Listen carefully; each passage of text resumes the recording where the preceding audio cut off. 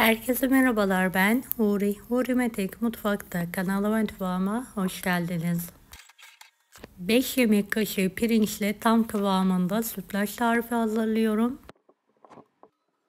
Tarifime hemen başlıyorum. 5 yemek kaşığı yıkanmış pirinci geniş bir tencerenin içine alıyorum ve üzerine 1,5 su bardağı soğuk su ekleyerek yumuşayana kadar haşlamaya bırakıyorum.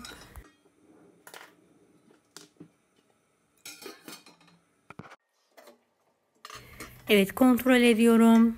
Pirinçlerim yumuşamış. Üzerine 2,5 litre soğuk süt ilavesi yapıyorum ve kaynatmaya bırakıyorum.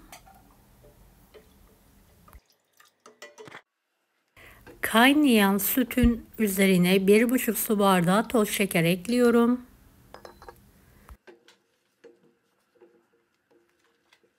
Evet, sütümüz kıvam alana kadar orta ateşte kaynatmaya bırakalım.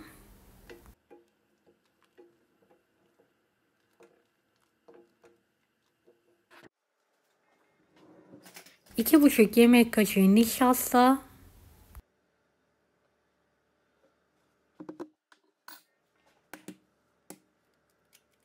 1 adet tam yumurta ve yeteri kadar su ilavesi yapalım. Pürüzsüz hale gelene kadar karıştıralım.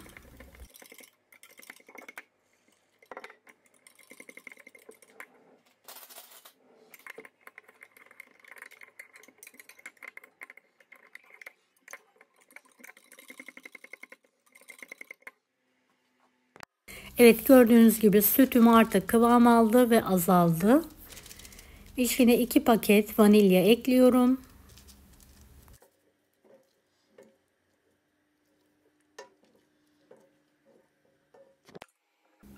Ve hazırladığım nişastalı karışımı üzerine ekliyorum. Bir taşım hızlı bir şekilde kaynatarak kıvam alana kadar pişiriyorum.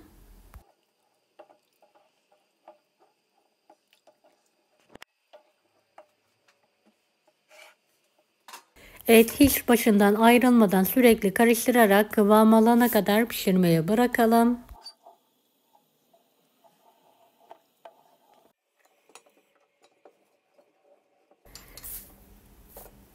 Evet, ocağın büyük gözünü aldım. Şöyle fokur fokur kaynayana kadar karıştırarak pişiriyorum. Kaselerimi de hazırladım.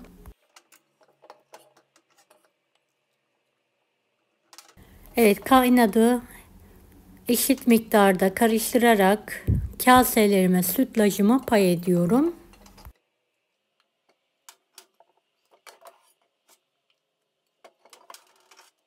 Beni hangi ülkeden veya şehirden izliyorsunuz merak ediyorum. Yoruma yazarsanız sevinirim.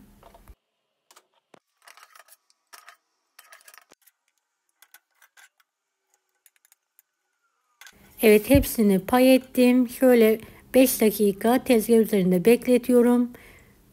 Tepsiye soğuk su dolduralım.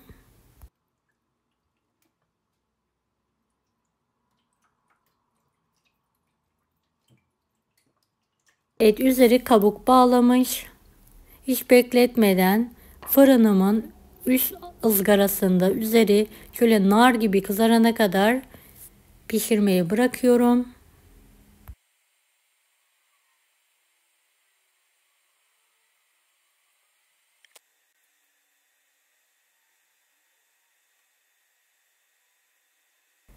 Evet, gördüğünüz gibi üzeri hafif bir şekilde kızardı. Fırından çıkartıyorum ve diğer tepsiyi de fırına alarak kızartma işlemine devam ediyorum.